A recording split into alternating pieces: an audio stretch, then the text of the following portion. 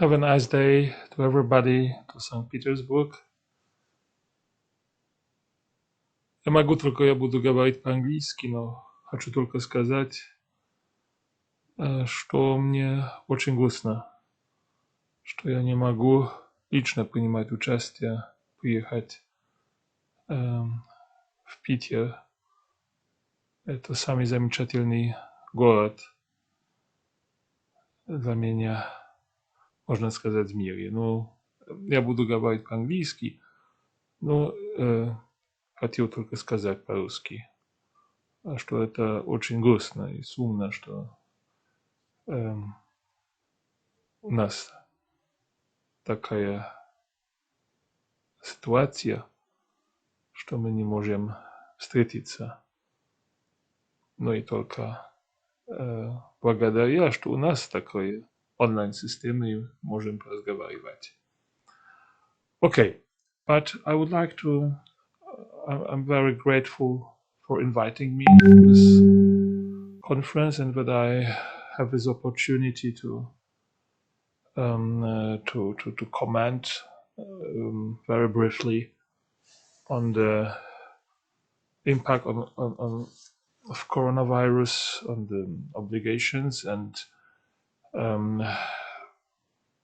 put the question how the legal system should react on it and what is really the proper way to face the challenges.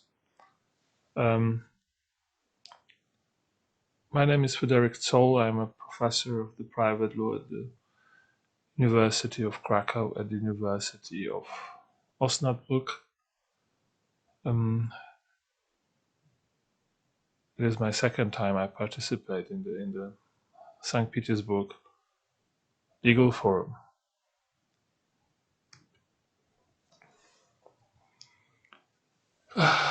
Firstly, of course, we have to ask ourselves whether we are facing something which is influencing the contractual relationship in the way that it requires any kind of reaction from the perspective of the contract law. The answer is self-evident, even though we can argue or we can look on different countries and evidently the crisis has different phases in different legal systems and different societies. Nevertheless, we will face probably a very deep global economic crisis, and the fall of the global economy could be very high. The figures, of course, are unknown, but sometimes people are predicted. For example, for my country, for Poland, even 10% of fall. We don't know exactly, of course, and many factors may influence it, and of course we do not know how long the crisis, the plague, will last. Nevertheless, we can see how deep the crisis modified the relationships among people, among traders, among traders and consumers. You can see all closed restaurants, coffee shops, cancelled flights, cancelled holidays. The hairdressers or other services which are closed. All this influences, of course, already existing obligations of different nature, loan obligations, rental obligations. The people are facing the danger of bankruptcy, but also the different obligations which have been concluded cannot be really fulfilled. And then it's, of course, the question how the legal systems should react to it, whether the already existing tools are sufficient to find a proper answer, and whether the private law has any kind of task related to this challenge. If we are looking from the comparative perspective, of course, the most self-evident remedy already existing in the majority of the European legislations, and of course even in the common law, with different approach of hardship and frustration of contract. But in the continental legal systems, we have this clear doctrine, which could be traced quite deeply into history, but of course, basically, this idea has been developed in the late 19th century. In Germany, like the doctrine of Erdmann, known under the name of Wegfall der Geschäftsgrundlage, but of course discussed even before the German Civil Code has been adopted.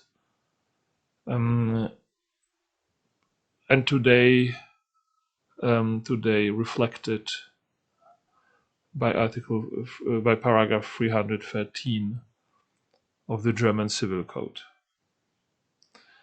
We have, of course, today the French laws for a long time resistant to any kind of such provisions. We have now a clear provision in the modified French law civil code, article 1195,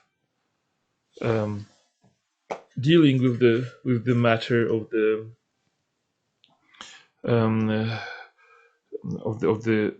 imprévision, which also follows the traditional path.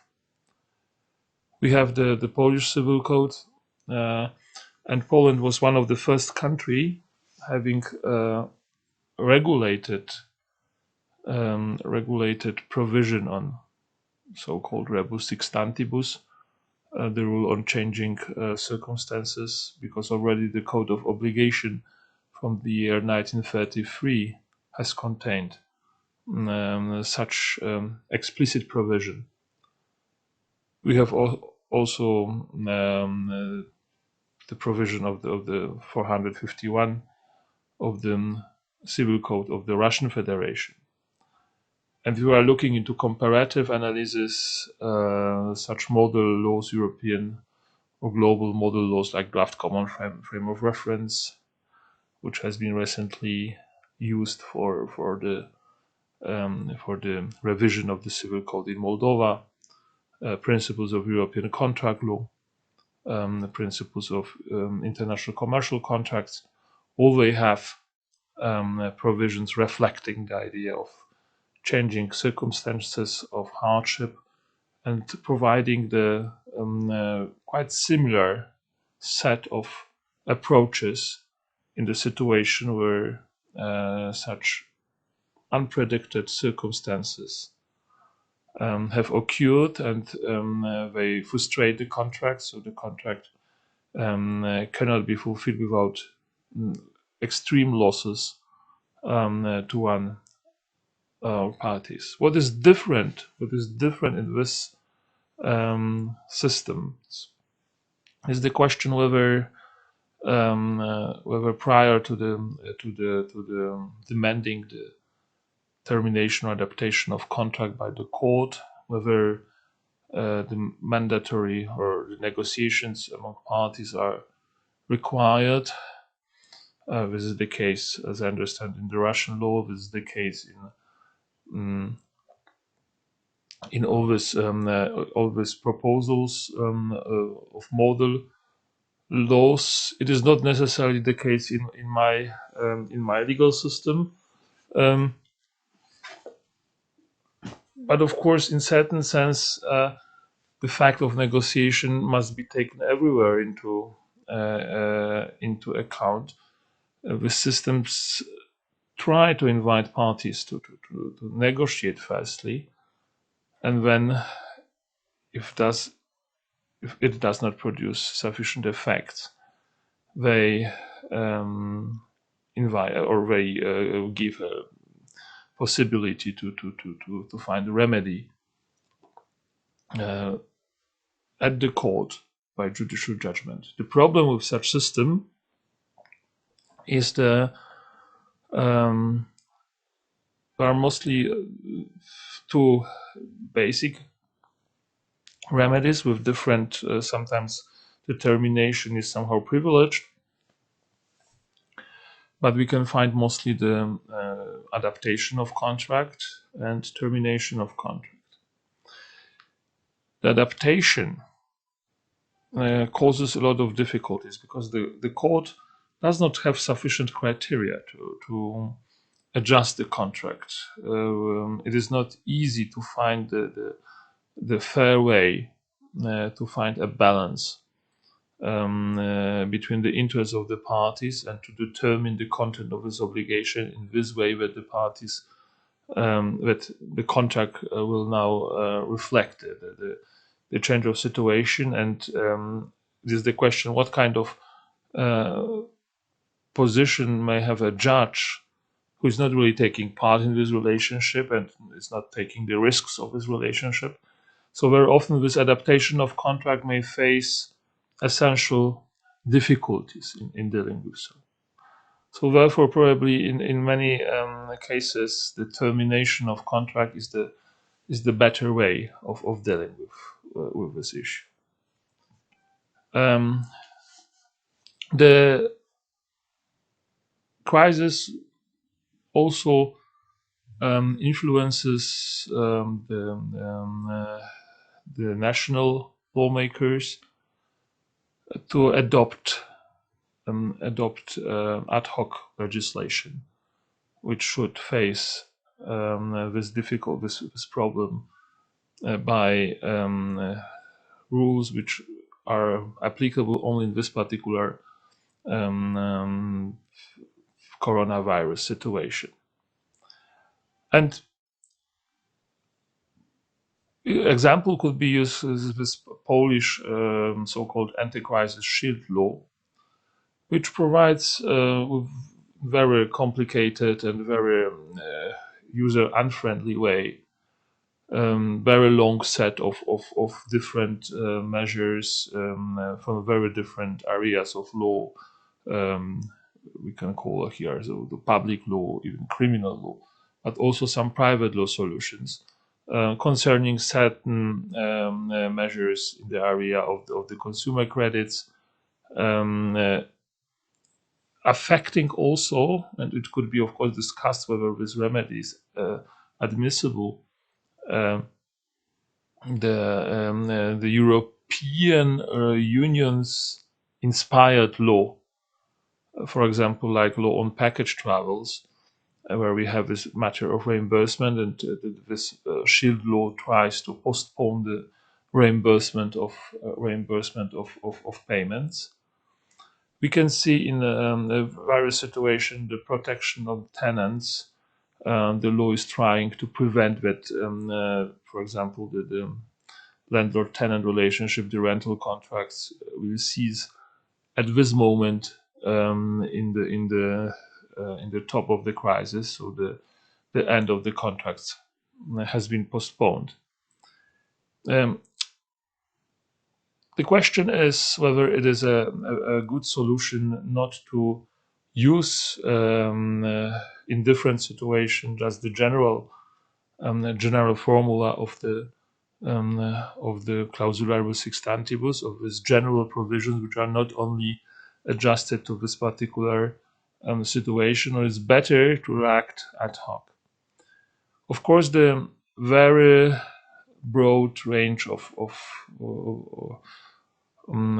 the changes, which are quite of typical nature, and they affect many of businesses in quite similar way, is probably a justification for welcoming the ad hoc legislation and not only stick to the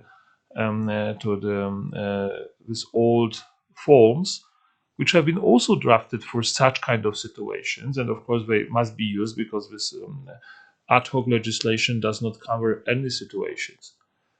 But I think if it's possible to find out a very typical configurations which are affected by the coronavirus in the similar way, it is better to provide a law with kind of automatic effects, which would not additionally charge the courts, whose activities also could be affected by the virus. We can experience it in Poland, that the courts are just not working.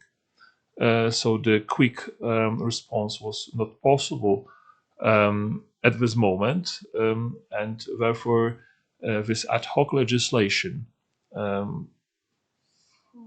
for this particular case was probably the better solution. It is a pity that we have to discuss such matters. Thank you very much for giving me the floor for this very, very short presentation. Thank you, and stay safe and healthy. And I hope we will see next year in St. Petersburg. Thank you very much.